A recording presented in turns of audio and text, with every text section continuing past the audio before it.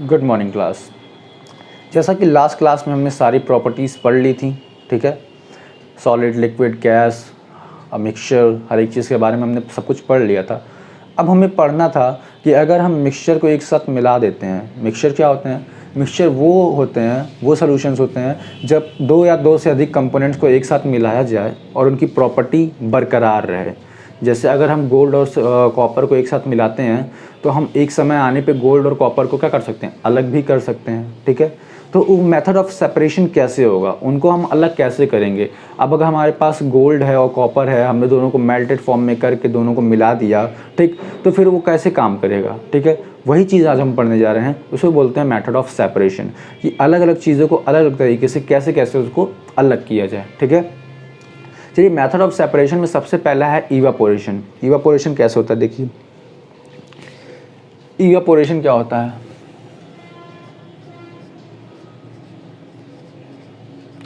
Evaporation evaporation तो सबको ही पता है कि क्या होता है। जब वाटर मॉलिक्यूल्स किसी भी सॉल्यूशंस के या फिर किसी भी मिक्सचर के वाटर मॉलिक्यूल्स वेपराइज हो जाएं, उसी को क्या बोलते हैं? इवापोरेशन बोलते हैं।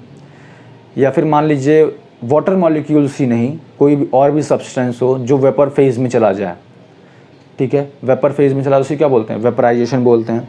इसका डेफिनेशन मैं लिखने जा रहा हूं। Evaporation is a surface phenomena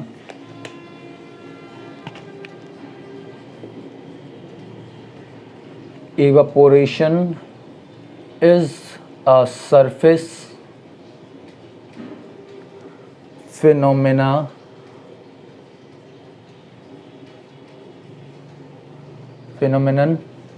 ठीक है। particles from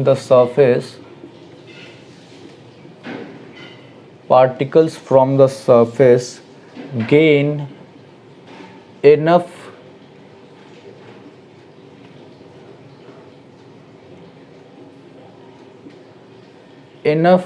energy to overcome the force of attraction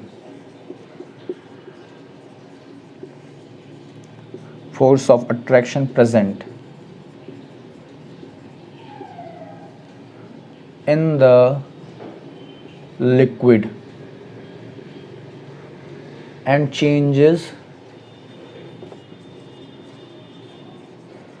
change into the vapor state.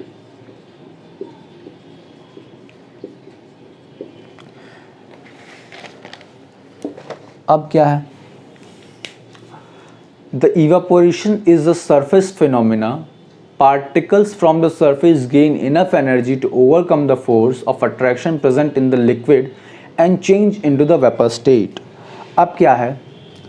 यहाँ बोल रहा है कि वेपराइजेशन कहाँ पे होगा? ये एक सरफेस की प्रक्रिया है, तो कहाँ पे होगी? सरफेस पे होगी। Is a phenomenon of what? Surface. तो ये कहाँ होगा? हमेशा सरफेस पे होगा। जैसे हमने एक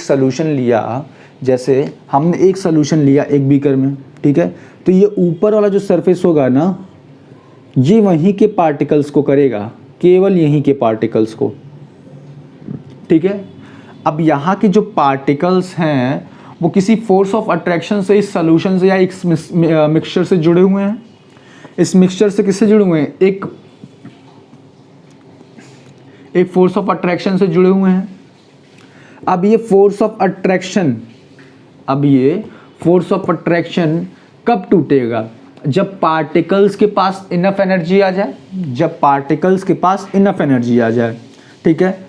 तो जब वेपराइजेशन होगा ना, तो उनके पास एनर्जी आएगी, ठीक, वो बॉन्ड को तोड़ेगी और जो बची कुची एनर्जी होगी उससे वो पार्टिकल्स क्या होंगे? वहाँ से अपनी जगह से छोड़ के किसी और जगह चल जाएंगे, मतलब वेपर स्टेट में आ जाएंगे, ठीक है।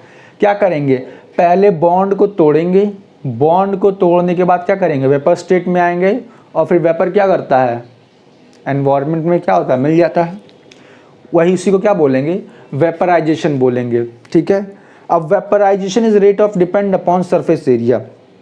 अब क्या है, अगर ये बीकर है, ठीक है, और अगर हम क्या करते हैं, एक ऐसे बीकर में रख देते हैं जिसका सरफेस एरिया बहुत ज़्यादा हो, ठीक है, तो वेपराइजेशन इसमें ज़्यादा होगा ना कि इसमें। तो vaporization evaporation is directly proportional to what, area. Evaporation क्या है, directly proportional to area.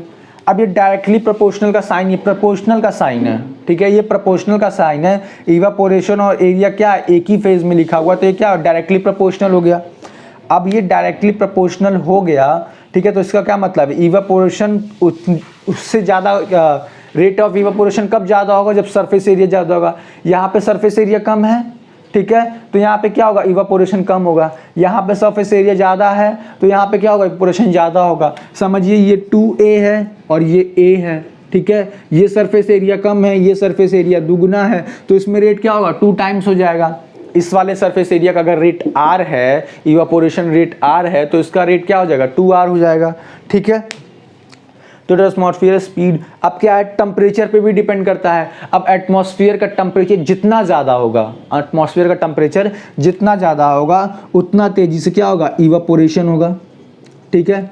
Humidity क्या होना चाहिए, लो होना चाहिए, ठीक है। इवापोरेशन के लिए ह्यूमिडिटी क्या होना चाहिए, लो होना चाहिए। और विंड की स्पीड क्या होनी चाहिए, ज़्यादा होनी चाहिए। विंड स्पीड, ठीक है, मस्ट हाई। अब ये सब कुछ ऐसे फैक्टर हैं जो इवापोरेशन को क्या करते हैं, इफेक्ट करते हैं। अगर एरिया कम है तो इवापोरेशन कम होगा, टेम्परेचर ज़्यादा है तो इवापोरेशन ज़्यादा होगा, एरिया ज़्यादा है तो इवापोरेशन ज़्यादा होगा, ठीक है। विंड स्पीड बहुत तेज़ है तो इवापोरेशन और तेज़ होगा, ठीक है। Latent heat proportion is energy required to change 1 kg of. अब क्या है भैया, देखिए लेटेंट हीट ऑफ वेपराइजेशन क्या है, लेटेंट हीट ऑफ वेपराइजेशन क्या है, इसमें बोलता है कि 1 kg सॉल्वेंट को 1 kg, हाँ, required to get 1 kg liquid, हाँ, it is the energy required to transform or to change the state of 1 kg of solution into gas। अब 1 kg सोल्यूशन को गैस बनाने के लिए जो एनर्जी लगती है उसे क्या बोलते हैं, लेटेंट हीट ऑफ वेपराइजेशन बोलते हैं, ठीक है। यहाँ पे मैं लिख देता हूँ, latent heat of evaporation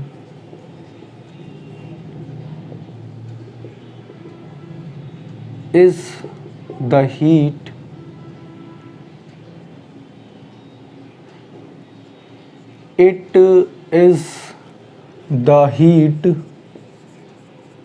required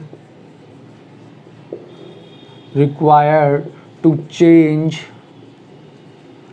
the state of 1 kg liquid into gas। क्या है, लेटेंट हीट ऑफ इवापोरेशन क्या है, it is the energy, it is the heat required, हाँ, it is the heat required to change the state of 1 kg liquid in the gas. अब 1 kg liquid को gas में change करने के लिए जो हमें एनर्जी चाहिए उसे क्या बोलते हैं, लेटेंट हीट ऑफ इवापोरेशन बोलते हैं, ठीक है। ये समझ में आ गया, ठीक है। चलिए इसको नोट कर लीजिए। तो आगे मैं बताऊं सेंट्रीफ्यूगेशन क्या होता है, सेंट्रीफ्यूगेशन क्या होता है, फिलहाल इसको नोट कर लीजिए। चलिए ये नोट हो गया, अब हम लोग थोड़ा आगे बढ़ते हैं, ठीक है। सेंट्रीफ्यूगेशन ये क्या है, देखिए थोड़ा सा देखेंगे। ये सब वो चीज़ें हैं जो आप अपनी डेली लाइफ में देखते हैं। अब इवापोरेशन का आप एग्जाम्पल क्या ले सकते हैं, जब कपड़ा सूखने के लिए आप लोग छत पे डालते हैं तो वहाँ पे भी क्या होता है, इवापोरेशन होता है ना, इवापोरेशन होता है। एक के एक ऊपर कपड़ा रख दी तो क्या हो, इवापोरेशन कम होगा। लेकिन उसी कपड़े को अलग अलग रखें और फैला के रखें तो क्या होता है, इवापोरेशन जल्दी होता है, क्या होता है, कपड़ा जल्दी सूखता है ना। उसी तरह वो एग्जाम्पल था। अब क्या है सेंट्रीफ्यूगेशन, क्या होता है सेंट्रीफ्यूगेशन, व्हाट इज सेंट्रीफ्यूगेशन, ठीक है, सेंट्रीफ्यूगेशन मेथड ऑफ सेपरेशन। अब ये क्या है, अच्छा कभी मथनी देखे हैं, मथनी क्या होती है, जब मक्खन निकलता है ना तो उस दही को या उस दूध को क्या करना पड़ता है, बहुत तेज़ी से मथना पड़ता है, मतलब क्या करता है उसको रोटेट करना पड़ता है, ठीक है। कभी लस्सी पिए होंगे तो लस्सी वाला क्या करता है, वो एक मथनी से लंबी सी रॉड होती है, कुछ इस तरह की रॉड होती है, और ऊपर आगे क्या लगा रहता है, कुछ ऐसा बना रहता है, और उसमें कांटे निकले रहते हैं ना, ऐसे ऐसे, ठीक है, ऐसे ऐसे क्या होते हैं, कांटे निकले रहते हैं, ठीक है, ऐसे ऐसे कांटे निकले रहते हैं, ये बीच में यहाँ पे लगा होता है कहीं पे, ठीक है। क्या वो उससे क्या करता है, घुमाता है, तो क्या होता है वो लस्सी क्या होती है, उसका क्या होता है, थिकनेस बढ़ता रहता है, थिकनेस बढ़ता है। क्यों थिकनेस बढ़ता है, क्योंकि उसके जो पार्टिकल्स होते हैं वो क्या होते हैं, सोल्यूशन से अलग होना चाहते हैं। जब उन्हें एनर्जी मिलेगी तो क्या करेंगे, बाहर भागना चाहेंगे, ठीक है। बाहर भागने के चक्कर में वो क्या करते हैं, अपना साइज डबल कर लेते हैं, ठीक है, अपना साइज डबल कर लेते हैं। जब अपना साइज डबल करेंगे तो उनकी क्या शेप, साइज, ठीक है, उनकी विस्कोसिटी, ठीक है, इन सब पे क्या होता है, हमारा सेंट्रीफ्यूगेशन वर्क करता है, ठीक है। चलिए देखिए इसको क्या होता है, इसका डेफिनेशन क्या है सेंट्रीफ्यूगेशन का, डेफिनेशन क्या है सेंट्रीफ्यूगेशन का, सेंट्रीफ्यूगेशन का डेफिनेशन क्या है, it is the technique which involves, it is the technique QUE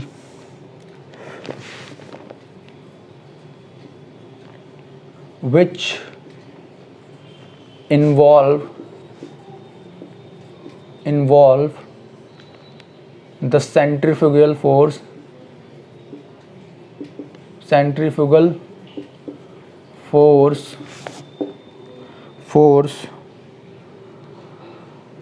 to separate particles from a solution according to their shape,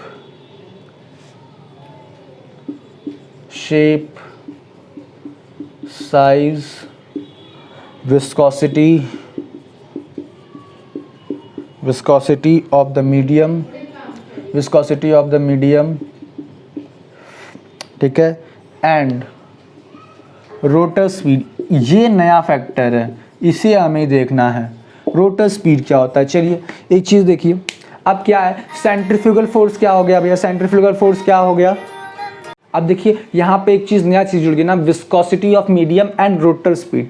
viscosity तो हमें पता है क्या होती है, ठीक है, शेप साइज हमें पता है क्या होता है, ये रोटर स्पीड क्या है, उस चीज़ को घुमाने की स्पीड, उस चीज़ को हम कितना तेज़ी से घुमा देंगे, ठीक है, उस चीज़ को जितना तेज़ी से घुमाएंगे उतने अच्छे से वो पार्टिकल्स क्या होंगे, सेपरेट होंगे। दही में से क्या होता है, मक्खन को अलग कर दिया जाता है, दूध में से क्या होता है, मक्खन अलग कर दिया जाता है ना। कभी देखे हैं क्या, अच्छा मार्केट में दो तरह के दूध आते हैं, अमूल के दो दूध आते हैं ना, एक फुल क्रीम और एक टोन्ड आता है। तो टोन्ड में से क्या किया जाता है, मक्खन निकाल दिया जाता है, तब वो टोन्ड बनता है ना। फुल क्रीम में से अगर मक्खन निकाल दे तो कौन सी दूध बन जाएगी, टोन्ड वाली। तो वहाँ पे भी यही होता है, सेंट्रीफ्यूगेशन के थ्रू होता है, ठीक है। उसमें से क्या करते हैं, उसको खूब अच्छे से मथते हैं दूध को, तो उसमें से क्या होता है, मक्खन अलग हो जाता है, जो उसका फैटी पार्ट होता है वो अलग हो जाता है ना। जो फैटी पार्ट होता है उसका दूध में भी क्या होता है, दूध से भी हमें क्या मिलता है, फैट मिलता है, प्रोटीन मिलता है, प्रोटीन्स मिलते हैं, ठीक है, मिनरल्स मिलते हैं, और क्या विटामिन्स मिलते हैं, विटामिन्स मिलते हैं। अब क्या होता है ना, इस प्रोटीन में से, इस दूध में से, इस मिल्क में से क्या क्या अलग कर देते हैं, केवल फैटी पार्ट जो होता है, जो फैटी पार्ट है क्या करते हैं, उसको अलग कर देते हैं, और प्रोटीन, मिनरल और विटामिन क्या रहता है, उसके अंदर रहता है, ठीक है। तो अगर उसके साथ फैट है तो उसको लोग क्या बोलते हैं, फुल क्रीम मिल्क, और क्या बोलते हैं, अगर फैट नहीं है तो उसको टोन्ड मिल्क बोलते हैं। ये आपका डेली लाइफ का एग्जाम्पल है, ठीक है। ठीक है। अब चलिए ये आप इसको नोट करिए। अगला मैं बताने जा रहा हूं जो कि है आपका सेपरेटिंग फनल। सेपरेटिंग फनल क्या होता है, पहले इसको नोट करिए तो फिर मैं बताऊं। ये नोट हो गया, चलिए आगे देखते हैं। बहुत सिंपल है। सेपरेटिंग फनल, सेपरेटिंग फनल क्या होता है, देखिए आप लोग की डेली लाइफ से जुड़े हुए हैं ये सारे, हर एक चीज़ आप अपने डेली लाइफ से रिलेट करके इसको सॉल्व कर सकते हैं, ठीक है।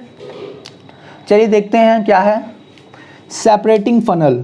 सेपरेटिंग फनल, अब ये कैसे सॉल्व होगा, देखिए क्या होता है ना कि जब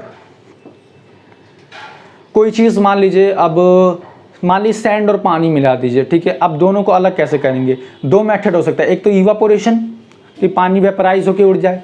अब हमें चाहिए कि पानी भी हमको मिल जाए और जो मिट्टी हमने डाली है वो भी मिल जाए, तो उसके लिए क्या करेंगे, एक फनल लेंगे। क्या लेंगे, कुप्पी बोलते हैं उसको, ठीक है, कुप्पी। एक फनल लेंगे, ठीक है, एक फनल लेंगे, उसको एक बीकर में डाल देंगे। एक बीकर में डाल दीजिए, ठीक है, एक बीकर में डाल दीजिए, एक बीकर में डाल दीजिए, ठीक है। अब जब हम वो सैंड वाली पानी, ठीक है, इसमें डालेंगे ना, वो सैंड वाली जो पानी थी अगर उसको इसमें डालेंगे, ठीक है, अगर उसको इसमें डालेंगे तो क्या होगा, वो पानी गिरेगा, ठीक है। अब यहाँ पे हम एक फ़िल्टर पेपर लगा देते हैं। क्या लगाते हैं, फ़िल्टर पेपर, ठीक है। अब इस फिल्टर पेपर के थ्रू ही क्या होगा, पानी गिरेगा, ठीक है।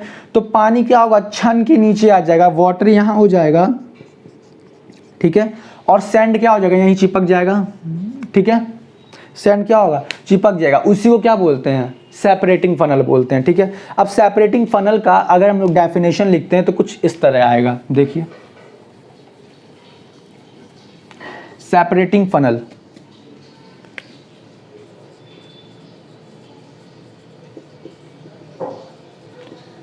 Separating funnel. चलिए सेपरेटिंग फनल का देखते हैं क्या है। It is used to separate, it is used to separate, it is used to separate a mixture of two immiscible, यानी जो कभी मिल नहीं सकते हैं। इनमिसिबल का मतलब क्या होता है, जो कभी मिल नहीं सकते हैं। Liquid, the liquids which is higher density, liquid with higher density, liquid which higher density, which has higher density, ठीक है, is at the lower, is at the lower level of the funnel, and when the stopcock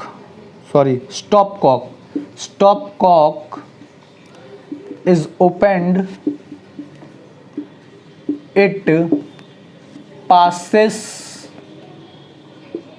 passed out into a flask, and then stopcock is closed, and the two liquids are separated, and two liquids are separated। अब क्या हो रहा है यहाँ पे देखिए, अब ये बोल रहा है सेपरेटिंग फनल के थ्रू करना है, ठीक है। हमने एक फिल्टर पेपर और सेपरेटिंग फनल बता दिया। अब देखिए क्या हो रहा है, अगर दो लिक्विड है हमारे पास, अगर दो लिक्विड हमारे पास एक बीकर में है, ठीक है, समझिए दो लिक्विड है हमारे पास बीकर में, ठीक है। अब अगर हम वाटर लें, तो तो हमें पता है वाटर की डेंसिटी क्या होती है, पेट्रोल से ज़्यादा होती है, ठीक है। तो वाटर क्या करता है, नीचे आ जाता है, वाटर नीचे आता है और ऊपर क्या रहता है, पेट्रोल। अब इसको अलग कैसे करेंगे, मान लीजिए ऊपर का तो हम अलग कर दें, लेकिन ये जो लाइन है, ये जो लाइन है जो दोनों को सेपरेट कर रही है, वहां पे हो सकता है ऊपर कुछ वाटर के पार्टिकल हो और नीचे कुछ पेट्रोल के पार्टिकल्स हो। तो इनको अलग कैसे करेंगे, तो क्या करेंगे, देखिए इनको थोड़ा देर रेस्ट करने दीजिए, ठीक है। क्या करने देंगे, रेस्ट करने देंगे। और यहाँ एक सेपरेटिंग फनल के थ्रू हम एक सेटअप तैयार कर लेंगे, ठीक। अब क्या करेंगे, इस बीकर से ये जो ऊपर वाला है ना, ये इसमें नीचे गिरेगा, इसमें नीचे गिरेगा, ठीक है। तो पेट्रोल क्या होगा, इधर आ जाएगा, मान लीजिए हमने इसमें डाला, मान लीजिए इसमें भी कुछ आ गया, ठीक है। अब क्या होगा, थोड़ी देर इसको भी रेस्ट दीजिए, क्या देंगे, थोड़ी देर इसको रेस्ट देंगे। जब इसको रेस्ट देंगे तो ये जो वाटर मॉलिक्यूल्स होगा ना, वो नीचे आ जाएगा, वो नीचे आ जाएगा। यहाँ पे हमने एक स्टॉप कॉक लगा दिया।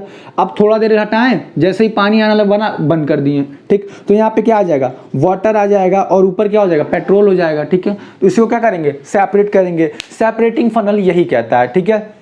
इसको आप घर में ध्यान से पढ़िएगा तो आपको समझ में आएगा कि अगर इस तरह करते हैं तो दो लिक्विड्स को करेंगे जो डिफरेंट डिफरेंट डेंसिटी की होंगी, और अगर करेंगे, अगर मान लीजिए सैंड और कुछ करना है तो हम क्या करेंगे, फिल्टर पेपर के थ्रू करेंगे, ठीक है। चलिए इसको देख लिए। अब अगला नोट करिए, ठीक है। अगला क्या है हमारे पास, सब्लिमेशन। सब्लिमेशन क्या है, सब्लिमेशन क्या है, देखिए कहाँ गया सब्लिमेशन, देखिए क्या है। ये नोट हो गया, सब लोग इसको नोट कर लीजिए एक बार, नोट हो गया। चलिए मिटाते हैं इसको।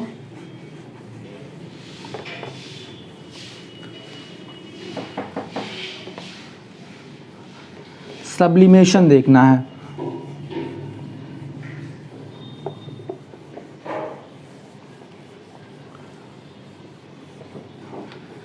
सब्लिमेशन।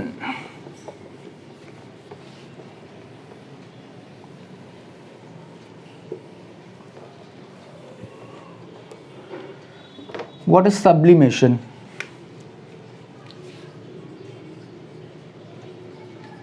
Sublimation, अब देखिए क्या होता है।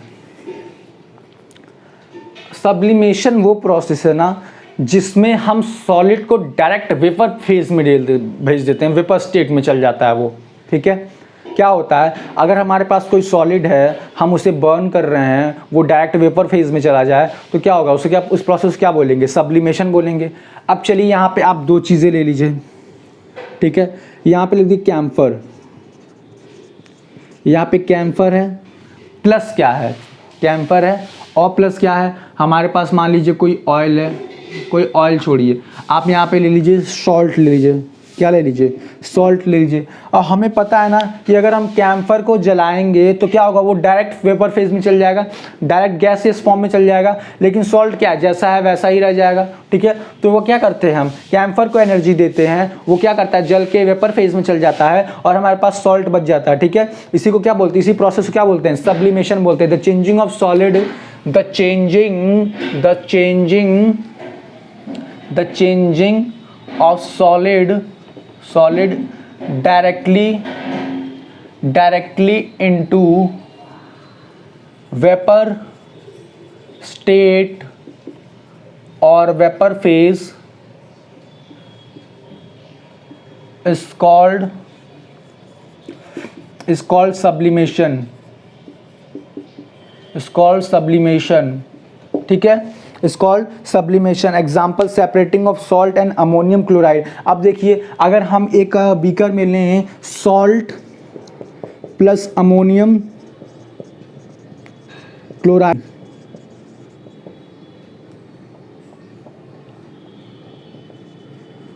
अगर सॉल्ट प्लस अमोनियम क्लोराइड लें तो क्या होता है, अगर हम इसे थोड़ी सी एनर्जी देंगे तो अमोनियम क्लोराइड, अगर जो लिक्विड जो हमारा वो है, वो हमारा किस फॉर्म में चल जाएगा, देखिए, because ammonium chloride is sublimation. अब क्या होता है, अमोनियम क्लोराइड अगर डायरेक्ट हम उसको क्या करेंगे, वो डायरेक्ट वेपर फेज में चल जाएगा, थोड़ी सी एनर्जी देने पर।